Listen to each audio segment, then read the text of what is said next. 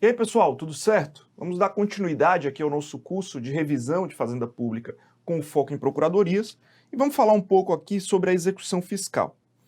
A execução fiscal, pessoal, ela tanto é um tema relevante porque ela pode ser cobrada em concurso de procuradorias lá em processo civil, como também em direito tributário, né? Então é um tema que volta e meia a gente tem duas ou três questões, ou uma ou duas questões na primeira fase.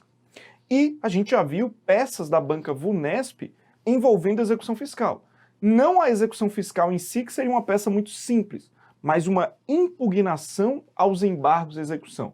E aí você precisou discutir teses envolvendo prescrição, teses envolvendo substituição da CDA, dentre outros pontos que a gente vai tentar rapidamente discutir aqui.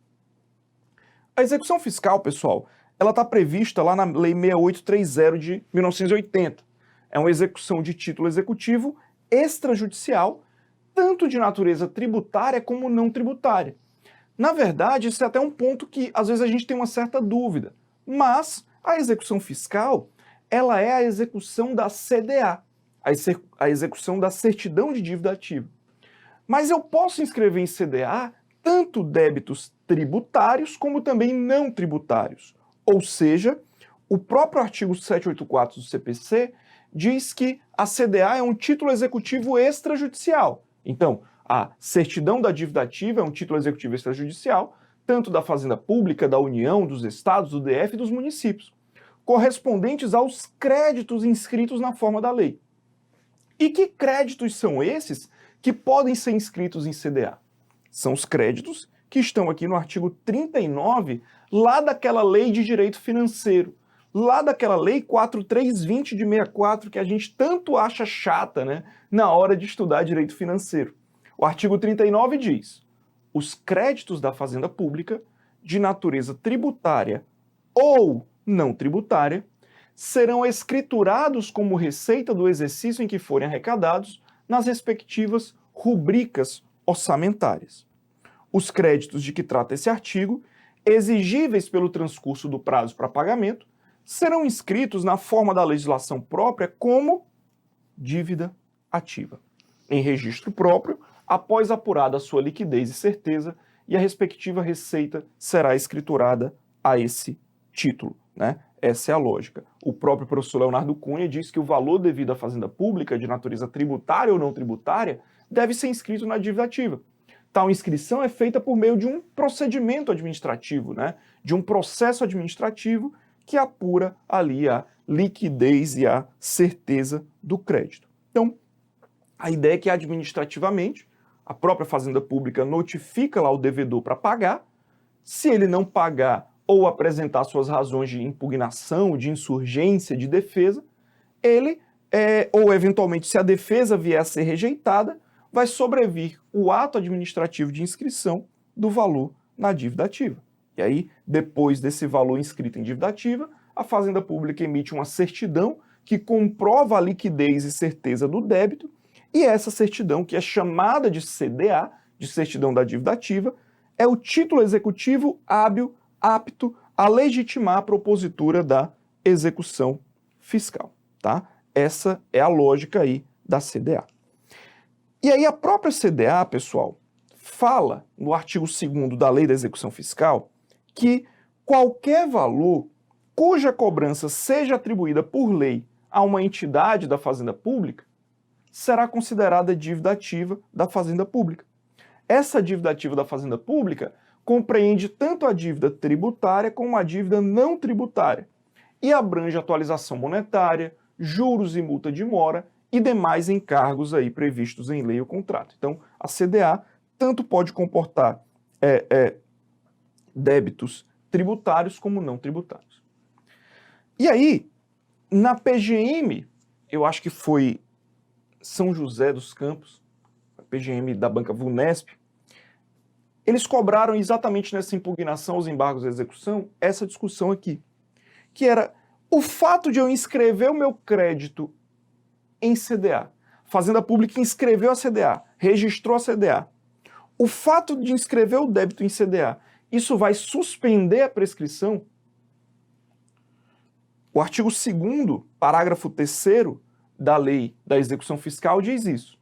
A inscrição, que se constitui no ato de controle administrativo da legalidade, será feita pelo órgão competente para apurar a liquidez e certeza do crédito e suspenderá a prescrição, para todos os efeitos de direito, por 180 dias, ou até a distribuição da execução fiscal, se esta ocorrer antes de fim daquele prazo. Opa, então a inscrição suspende a prescrição por 180 dias. O problema, pessoal, é que o Código Tributário Nacional, o CTN, ele foi recepcionado como lei complementar. E a Lei 6830 de 80 é uma lei ordinária. E aí o STJ, então, entende que a prescrição do crédito tributário deve ser regulada por lei complementar. Ora, então, se o CTN foi recepcionado como lei complementar, a Lei 6830 é lei ordinária, e o STJ entende que suspensão e interrupção do crédito tributário deve ser regulado por lei complementar, a interpretação que a gente pode fazer desse dispositivo é o seguinte: olha só, a CDA tanto pode constituir, pode ser inscrita, quanto a um crédito tributário, como também como a um crédito não tributário. Então, vamos fazer a seguinte interpretação. Essa suspensão, suspensão, né, da prescrição, prevista nesse parágrafo 3º do artigo 2º da Lei de Execução Fiscal, ela vai se aplicar, beleza, mas apenas aos créditos de natureza não tributária. Se é um crédito tributário, aí eu não suspendo essa prescrição com a simples inscrição do crédito em dívida. No âmbito federal, a inscrição do crédito em CDA compete à Procuradoria da Fazenda Nacional, né, a PFN. No âmbito dos estados ou dos municípios, em geral, nós temos uma atribuição aí da PGE ou da PGM, ou em alguns locais, né, e aí é importante você revisar o que diz a legislação do ente que você vai fazer concurso, que a gente está estudando para PGE, para PGM, para AGU. Nós estamos estudando aqui nesse curso agora de revisão. Mas é bom você pegar lá, professor, eu vou fazer Procuradoria do Estado do Rio Grande do Sul. Cara, pega o que diz a legislação tributária do Estado do Rio Grande do Sul e vê de quem é essa competência, se é da Secretaria de Fazenda ou se é, eventualmente, da Procuradoria-Geral do Estado, tá? Aí você tem que ver qual é a competência, mas geralmente fica ali na Procuradoria ou na Cefaz.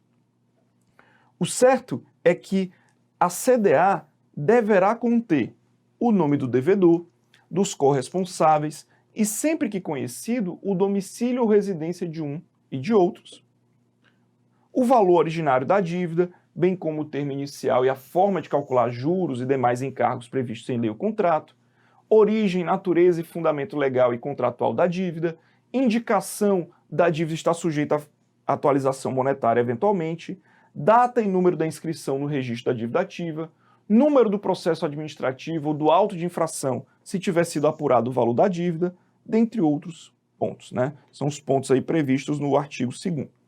Percebam, portanto, que a CDA ela é um documento mais ou menos assim, né? Uma certidão que traz lá as várias identificação da notificação, do devedor, da infração, da correção monetária, dos juros. É um documento, uma página, geralmente, com essas informações todas, né?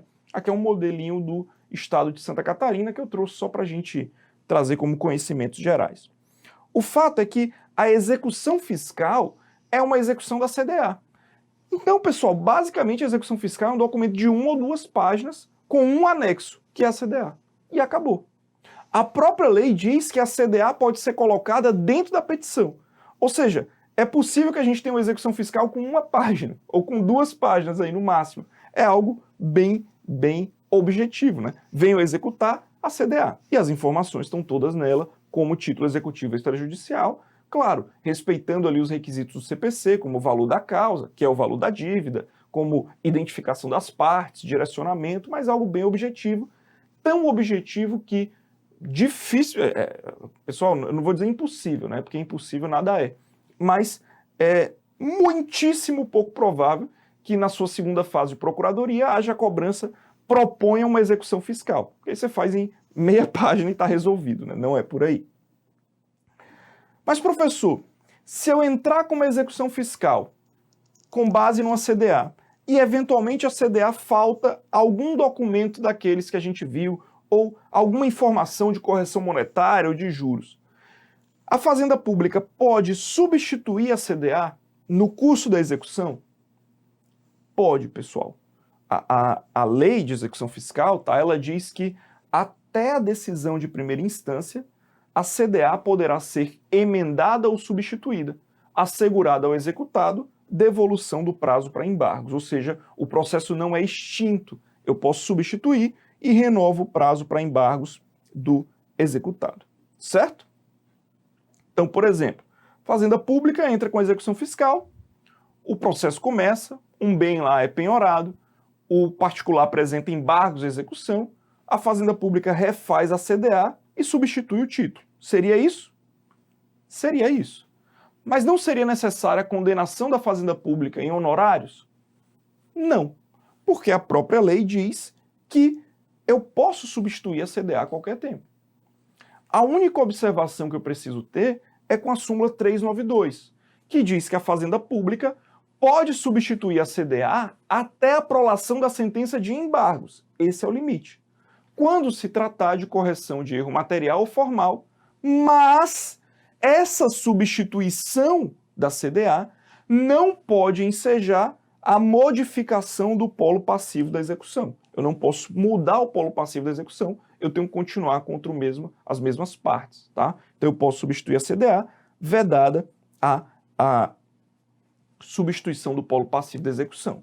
Lembrando que não cabe honorários advocatícios, porque se antes da decisão de primeira instância a inscrição da dívida ativa for a qualquer título cancelada, a execução será extinta sem qualquer ônus para partes. Ou seja, eu posso sim substituir sem qualquer problema, né, sem qualquer ônus para as partes, né? A simples substituição da CDA com a reabertura de prazo para embargos não enseja a condenação da Fazenda ao pagamento de honorários, pois apenas a decisão final do processo poderá fazê-lo, né? A decisão final caberá fazer.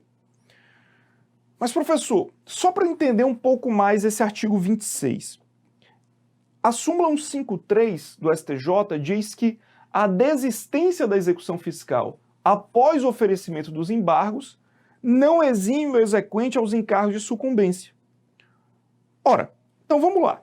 Uma coisa é, a Fazenda Pública entra com a execução e após os embargos de execução, o título é substituído por um erro formal. Então, a Fazenda Pública entrou com a execução, cobrando ali um valor, e aí nos embargos o cara disse, olha, faltou apontar a correção monetária, faltou apontar os juros. E aí eu percebo aquele erro formal e retifico a CDA e mando bala. Outra situação é, eu entro com a execução, a Fazenda Pública entra com a execução, e após os embargos da execução do executado, a Fazenda Pública percebe que houve um pagamento antigo, por exemplo, ou que realmente a dívida não deve subsistir. E aí a Fazenda Pública quer encerrar o processo. Aí, pera lá, meu amigo. Aplica-se a discussão da causalidade aqui, né? Aquela discussão de que, olha,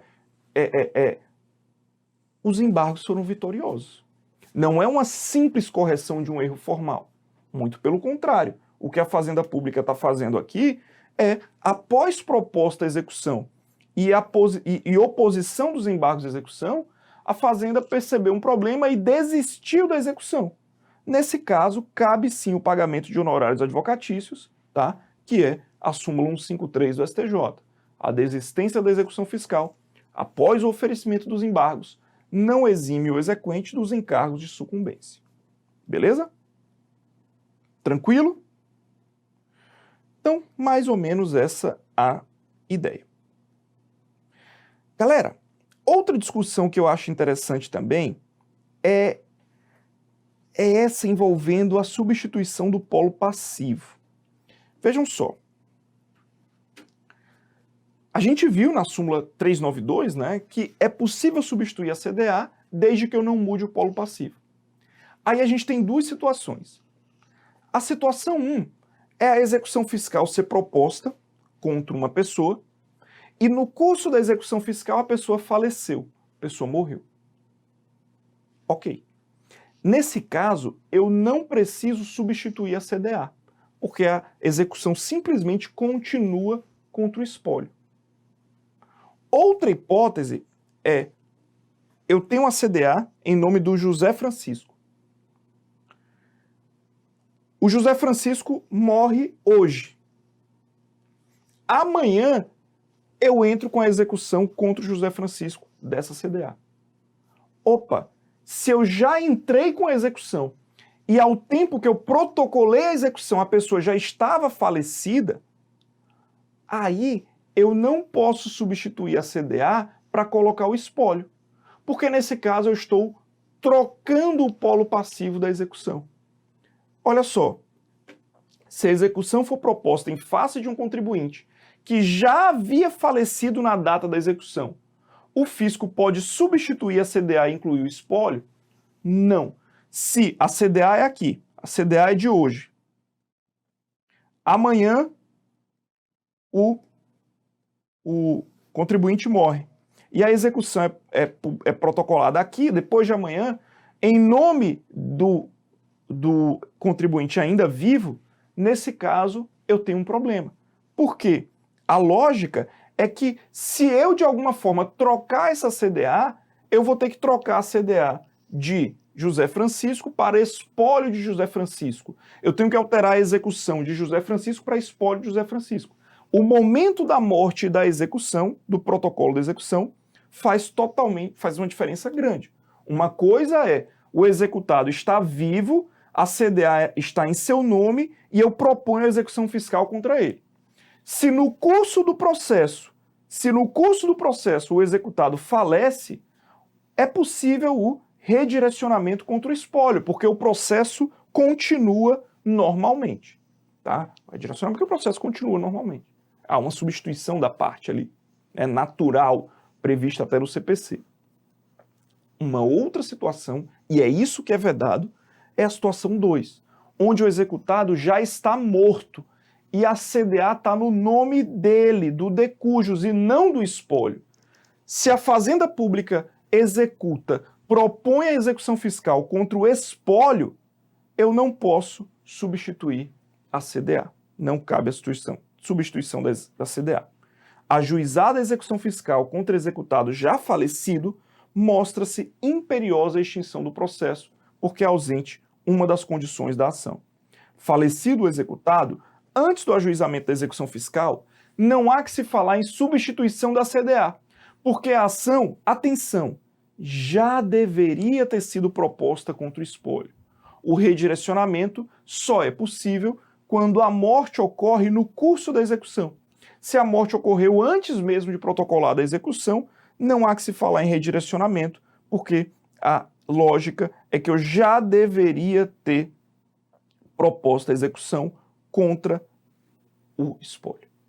Questãozinha do TJ Pará para magistrado, banca Sebrae, mas que tem a ver aqui com a nossa aula e que vale a pena mesmo que a gente esteja estudando para a procuradoria.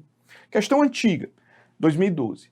A Fazenda Pública pode substituir a CDA até a prolação da sentença de embargos, quando se tratar de correção de erro material ou formal, vedada a modificação do sujeito passivo da ação, verdadeiro, O sujeito passivo da execução, verdadeira essa discussão.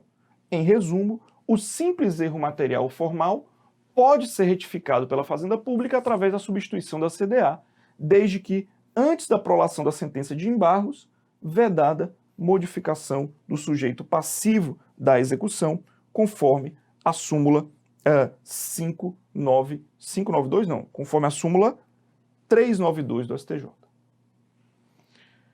Pessoal, além disso, eu tenho os débitos de pequeno valor. Débito de pequeno valor aqui não se confunde com RPV, lá para fins de execução contra a Fazenda Pública. Aqui eu estou falando que existem valores, por exemplo, vamos supor que o município de Porto Alegre inscreve uma dívida de IPTU ou de ISS de R$300. Será se compensa movimentar todo o poder judiciário, movimentar toda a estrutura da PGM para executar uma dívida de R$300? A ideia, pessoal, é que o cálculo é um cálculo matemático. Quanto se gasta para manter a máquina do judiciário, quanto dura um processo de execução, qual a taxa de recuperabilidade do crédito, o que é mais barato? Movimentar todo o judiciário para cobrar esses R$300 ou perder, entre aspas, esse dinheiro? Não é bem uma renúncia de receita, tá, pessoal? Mas é uma inteligência quanto à execução. A lógica é que, na esfera federal, eu tenho portaria do ministro da Fazenda dizendo que débitos inferiores a R$1.000 sequer serão inscritos em CDA. E débitos inferiores a R$20.000 serão inscritos em CDA, mas não serão executados, né? É um ato aí discricionário do administrador, segundo o juiz de conveniência e oportunidade, e ele vai entender se ele vai ou não executar aqueles determinados débitos. O fato é que é um ato discricionário da administração pública. Às vezes é um débito de R$500, mas o município entende que é possível cobrar e que vale a pena, porque o cara tem dinheiro na conta e vai executar. É um ato discricionário, como eu disse. A súmula 452 do STJ, inclusive, pessoal, ela veda que o juiz atue de ofício para extinguir essas execuções de pequeno valor, né? Súmula 452 do STJ. A extinção das ações de pequeno valor é faculdade da administração federal, vedada a atuação judicial de ofício, tá? Vedada a atuação judicial de ofício. A gente tem uma proposta aqui de revisar o conteúdo em blocos de 30 minutos, né? Cada aula em blocos de 30 minutos. Essa nossa aula lá em execução fiscal, eu acho que deve dar umas 4 horas, provavelmente. É muito conteúdo que a gente aprofunda, fala bem devagarzinho, né? Sem essa agonia toda. Exatamente porque eu especifiquei blocos de 30 minutos, talvez esse seja o nosso último assunto. Se não acabar aqui, eu falo esse e mais outro, que a gente vai chegando ali no final, que já estamos com 22 minutos aí de conversa. É o assunto relacionado ao protesto da certidão da dívida ativa, pessoal. Como a gente falou, existem valores que a execução talvez não compense. Assim como existem valores que, mesmo que sejam valores mais altos, o devedor às vezes não tem patrimônio. Então, o que a Fazenda Pública começou a fazer foi levar a certidão da dívida ativa a protesto. Protestar lá no cartório, né, lá no Serasa, lá no SPC. Porque você não tem o gasto de entrar com a execução, com movimentar a máquina do judiciário, e você acaba restringindo o acesso ao crédito do contribuinte. O que, inevitavelmente, você facilita a recuperabilidade. Porque o cara, ele pode não ter dinheiro, ele pode não ter bens, mas ele quer ter crédito. Então ele quer ir lá e acaba indo negociar. O STJ, em um primeiro momento, chegou a dizer que isso não era possível, que o crédito tributário ou o crédito inscrito em CDA não poderia ser levado a protesto, porque, segundo o STJ, o título já gozaria de uma presunção de certeza e liquidez que confere publicidade à inscrição do débito na dívida ativa, de forma que eu não poderia ter o protesto dessas certidões, né? Assim entendeu o STJ no primeiro momento. E aí, nesse diálogo entre judiciário e legislativo, o Congresso Nacional editou a Lei 12.767 de 2012, que alterou a Lei 9492 de 97 e expressamente, no artigo 1º, parágrafo único, passou a dizer que incluem-se entre os títulos sujeitos a protestos as certidões da dívida ativa da União, Estados, DF, municípios e respectivas autarquias e fundações públicas. Ou seja, se num primeiro momento o STJ tinha dito que não seria possível protesto de dívida ativa, de certidões de dívida ativa, em razão da mudança legislativa, o próprio STJ disse que mostra-se imperiosa superação da orientação jurisprudencial a esse respeito, né? E depois o STJ foi lá e mudou o entendimento, permitindo o protesto de dívida. A gente teve uma ADI contra essa lei e o Supremo ratificou, né, dizendo que o protesto da CDA é um mecanismo constitucional e legítimo, porque não restringe de forma desproporcional quaisquer direitos fundamentais garantidos aos contribuintes e, assim, não constitui uma sanção política. Não, é uma discussão normal, aí é do jogo o protesto de dívidas, certo? O protesto da CDA. Galera, a gente ainda segue lá no nosso curso regular falando de todas as discussões envolvendo legitimidade, envolvendo competência, enfim. Eu só queria discutir com vocês que quanto à legitimidade ativa para a execução fiscal, quem é parte legítima para propor execução fiscal é a própria Fazenda Pública. Em geral, é o município de Recife que vai executar as CDAs de Recife, né? É o estado da Bahia que vai executar as CDAs da Bahia. E por aí vai. É o que diz o próprio artigo, a própria lei de execução fiscal. A única exceção que a gente tem é a questão do FGTS, tá? Que compete à PGFN inscrever em dívida ativa os débitos de FGTS, bem como, diretamente ou por meio da Caixa Econômica Federal, a representação judicial e extrajudicial do FGTS para a cobrança. Então, apesar de ser a PGFN que vai inscrever o débito de FGTS em dívida ativa, a cobrança desse crédito pode ser feita pela Caixa Econômica Federal, conforme a legislação. E aí, para a gente finalizar, duas discussões rápidas. Primeiro, os conselhos federais, né, Cresce, CREA e etc., a gente tem uma discussão que a gente vai falar na aula de precatórios, né, se pode ou não pode emitir precatório. Mas aqui, quanto à execução fiscal, o STJ disse que sim, que os conselhos profissionais podem sim propor execução fiscal.